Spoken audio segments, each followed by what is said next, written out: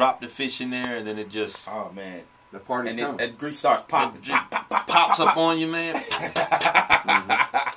Fish grease is hot. Yeah, no doubt. Oh, it'll burn. Fish grease is hot. It'll burn every thing you got on the top. Oh. That's right. But it was. How long did it take you to go through your reps at Cowboys camp before you told yourself, "I belong here. I'm good. I can do this"? Good question. You know what? The minute I got drafted, I felt like I belong here. But you just told us that you had to. You walked in and went, "Wow!" No. You had to see all these guys. Not that you were the best. No, I'm just saying. Regardless of what team you get drafted to, you are so happy that you made it to the highest level of football. You made it to the highest level. So, for me to feel like, man, I belong here, that's just a matter of getting out there and start making plays. Mm-hmm. You know, I remember in training camp, first practice, when I intercepted Troy. You know, it was throwing a tight end. We had like not a 7-on-7 drill, but just it was a team drill. And I intercepted Troy, and I'm like, that's when I felt like I could do it. I'm like, I could do this. Wow. I could do this. You know, I intercepted Troy Aikman. Mm-hmm. You know, he threw that on purpose to give you confidence. Could be. Because he's a leader. It worked. Because he's the general. Because the leader's like, hey, this double nickel looks kind of soft. I need to get him some confidence. It could be, man. If you'd have seen me my rookie year, though, you would have laughed. The guys laughed at me. The guys they laughed at me, man, so hard.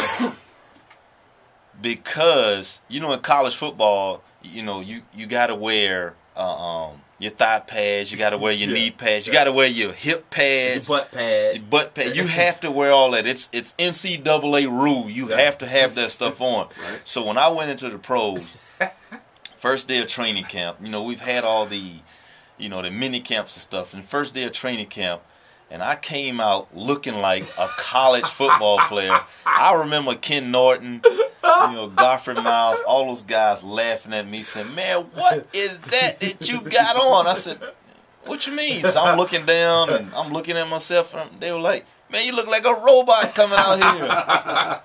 They didn't have all those pads on? Because in college, and Ahmad, you correct me if I'm wrong, in college, in practice, players had to wear knee braces.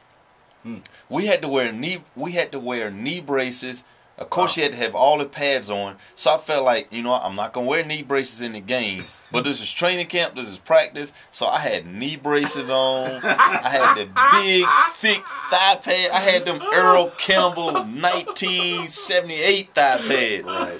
You know what I mean? Thigh pads from 2 different decades. I'm talking about 72 and 86. That's good stuff, man. And then, man, the guys laughed at me so hard, man.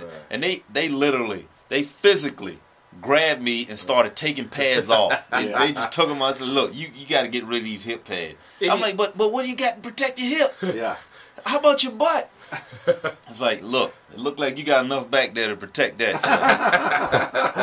So they started undressing me, man. Oh, that's funny. Right there on the field. That's funny. Did you get hazed as a rookie? They tape you to a goalpost or put shaving cream on your hands? No, because I did everything that the guys wanted, man. You know, I sung during lunchtime. You know, in training camp between the practices, you go get lunch and yet stand up on the table and sing. Yeah, I witnessed that a couple of times. See, Kevin Smith wouldn't sing. You know, so that Aggie, he didn't know the song. So they taped him to the goalpost. They hid his playbook. They did everything. It's like when they hide the playbook now, you know you get fined. So man, so they took money out of his pocket. They took money out of his pocket. Oh, that ain't funny. I might have sang. No, I sung, man. I'm like, you know, I wanted to sing too anyway. But yeah, right. 39 Out Live is the number. I think Tom was up first on that A-line hotline. Tom, good morning.